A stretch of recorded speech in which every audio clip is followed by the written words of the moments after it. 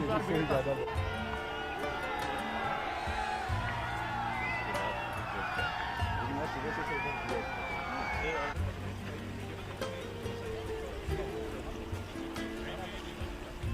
अब यहाँ पे चलिए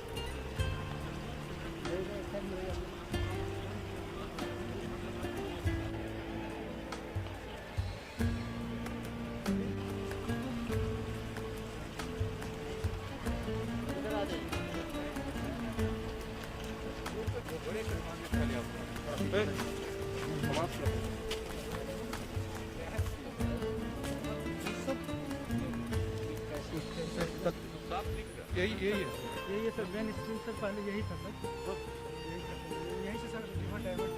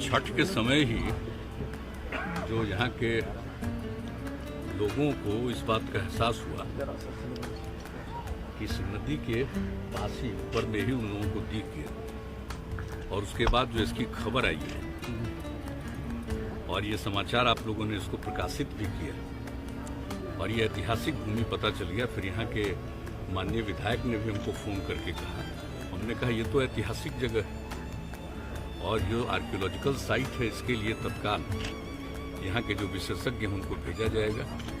सब लोग आए फिर विजय कुमार चौधरी जी के नेतृत्व में, और उन लोगों ने जो पूरी बात को यहाँ देखा उसका थोड़ा जो प्रारंभिक अध्ययन किया, और अध्ययन करने के बाद जो इसके बारे में जो जानकारी मुझको दी, मुझे इतनी खुशी हुई कि तो भाई ऐतिहासिक भूमि है और ये तो साबित हो गया है। इसलिए इसको आगे भी और ज़्यादा यहीं पर इसको ठीक ढंग से और देखना होगा और सारी बातों की जानकारी होगी, क्योंकि यहाँ के इलाके में लोगों को ये इस बात की जानकारी है कि यहाँ पर भगवान बुद्ध भी आए थे। तो जैसे ही हमको इसके बारे में जानकारी मिली थी, मेरे मन में एक बात आई कि कहीं ये भगवान बुद्ध के समय का तो नहीं, और फिर पता चला कि 2600 साल पुराना, तो मतलब तो वही हो गया।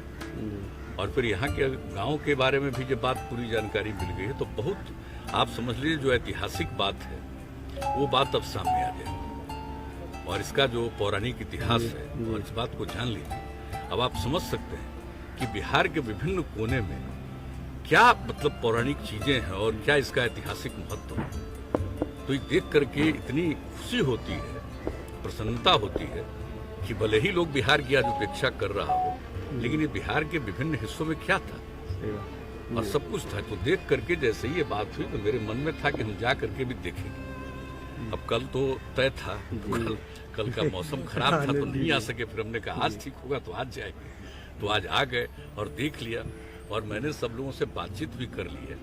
और इसके लिए जो नदी का धार वहाँ से है उसके बारे में यह भी बात हुआ कि 95 के पहले जो पुराना धार था उसी को फिर से निर्मित किया जाए, ताकि ये इलाका अगर और ज्यादा इसको अनुसंधान करने के लिए और अगर कहीं खुदाई करनी है तो उसको करने के लिए, और फिर जो गांव तक का इलाका है सब पर नजर रख के कुछ न कुछ किया जाएगा।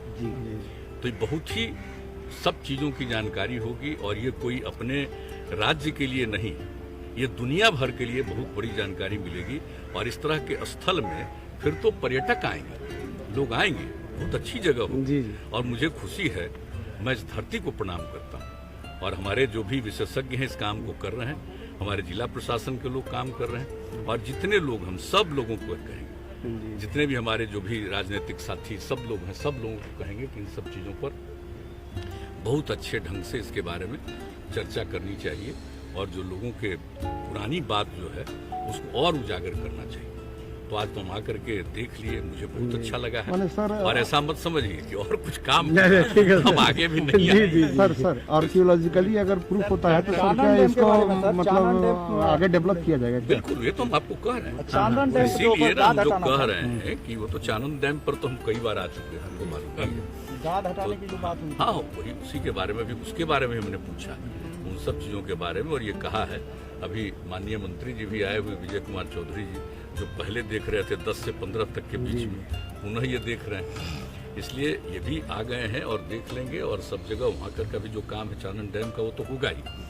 लेकिन जो आप लोगों ने कहा ना कि आर्कियोलॉजी को ध्यान में रखते हुए अगर जहाँ कहीं भी खुदाई की बात होगी वो होगी, और इसलिए हमने कहा कि जो नदी है ना का धार जो इधर है, इसको अगर दूसरे तरफ जो पुराना सबसे ओरिजिनल धार है उसमें अगर डाइवर्ट किया जा सके तो फिर यहाँ पर उसको खुदाई का अवसर बेहतर हो जाएगा। Thank you sir.